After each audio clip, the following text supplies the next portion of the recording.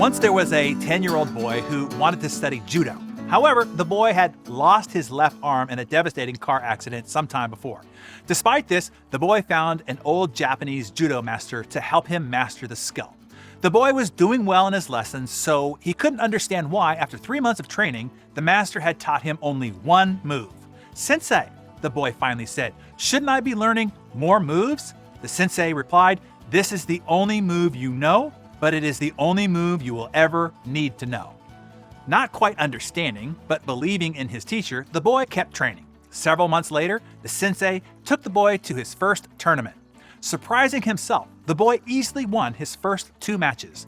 The third match proved to be more difficult, but after some time, his opponent became impatient and charged. The boy deftly used his one move to win the match. Still amazed by his success, the boy was now in the finals. This time, his opponent was bigger, stronger, and more experienced. For a while, the boy appeared to be overmatched. Concerned that the boy might get hurt, the referee called a timeout. He was about to stop the match when the sensei intervened. "No," the sensei insisted, "let him continue." When the match resumed, the boy's opponent made a critical mistake. He dropped his guard, and it was at that moment that the boy used his one move to pin his opponent.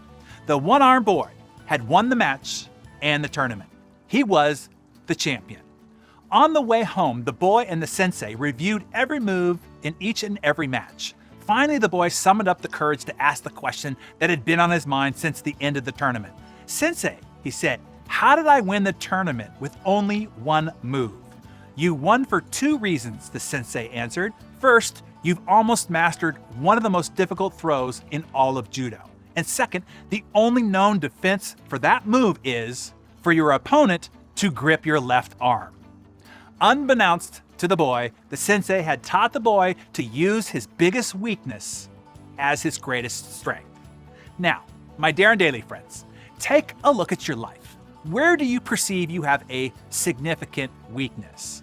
I knew that I wasn't as smart as other kids in my classes, so I figured out how to see simplicity in complexity, to identify, to focus on, and to master what matters the most. It has been a massive advantage now in my success trajectory. Heck, it's essentially what I do for you here every morning. Richard Branson has dyslexia and ADD. That caused him to create boundaries, rules, and structures to keep himself focused. Now he's considered a master of productivity. How about you? What is a significant weakness that you have? And what can you do to make that weakness now your strength? What new skill do you need to implement? What mindset do you need to have? Jot down those answers in your Darren Daily Journal and tell us in the comments below what weakness you will be working on to make your greatest strength starting this week.